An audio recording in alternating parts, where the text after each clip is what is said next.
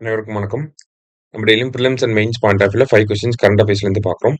இன்னைக்கு என்ன கொஸ்டின்ஸ் இருக்கு அப்படின்னு சொல்லி பார்ப்போம். First one, Pradhan Mantri Dhan Dhaanya Krishi Sinchayee Yojana involves merger of 36 existing agricultural schemes அப்படின்னு சொல்லி கொடுத்துருக்காங்க. அதாவது நமக்கு மத்திய அரசாங்கம், மத்திய அமைச்சரவை பார்த்தீங்கன்னா ஒரு புதிய திட்டத்தை அறிமுகப்படுத்தியிருக்காங்க. பிரதான் மந்திரி தன் தானிய கிருஷி சிஞ்சயி யோஜனா அப்படின்னு சொல்லி ஆல்ரெடி நடைமுறையில் இருக்கக்கூடிய 36 திட்டங்களை ஒருங்கிணைத்து இந்த திட்டத்தை வந்து செயல்படுத்த போறாங்க. சரியா? அது எத்தனை மாவட்டங்கள்ல செயல்படுத்த போறாங்க அப்படின்னா 100 டிஸ்ட்ரிக்ட்ஸ்ல செயல்படுத்த போறாங்க. போத் கரெக்ட் அப்படிங்கிறது தான் நமக்கு கரெக்ட் ஆன்சர்.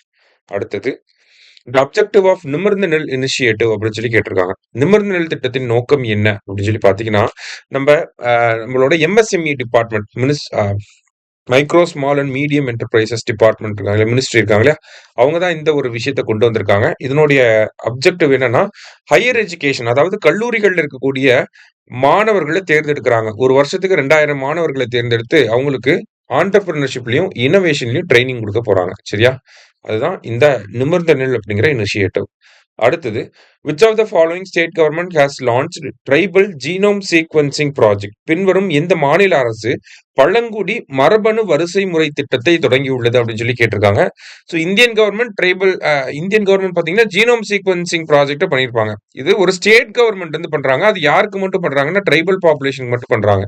யார் அப்படின்னா குஜராத் வந்து பண்ண போறாங்க. சரியா? குஜராத் அப்படிங்கிறதா கரெக்ட் ஆன்சர். அடுத்ததா, who used the term stolen wealth from India to indicate the economic exploitation of British in India அப்படின்னு சொல்லி கேட்டிருக்காங்க. இந்தியாவில் ஆங்கிலேயர்களின் பொருளாதார சுரண்டலை குறிக்க இந்தியாவில் இருந்து திருடப்பட்ட செல்வம் என்ற வார்த்தையை பயன்படுத்தியவர் யார் அப்படின்னு சொல்லி கேட்டிருக்காங்க. இந்த வார்த்தையை பயன்படுத்தினது யார்? ஸ்டோலன் வெல்த் ஃப்ரம் இந்தியான்னு சொன்னது யாருன்னா வில் டூரண்ட் அப்படிங்கிறவர். சரியா? கடைசியா, what are the indicators that are used to select beneficiary districts under PM தன்தானிய Krishi Yojana? அதாவது 100 மாவட்டங்களை தேர்ந்தெடுக்க போறாங்க அப்படின்னு சொல்லி பார்த்திருந்தோம் தன்தானியா திட்டத்துக்கு கீழே.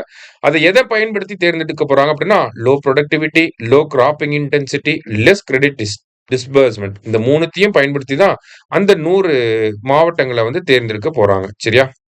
ஸோ மூணுமே கரெக்ட் ஸ்டேட்மெண்ட் தான். ஆல் ஆர் கரெக்ட் அப்படிங்கிறது கரெக்ட் ஆன்சர். இன்னைக்கு 5 கொஸ்டின்ஸ் பார்த்திருக்கோம். தேங்க்யூ.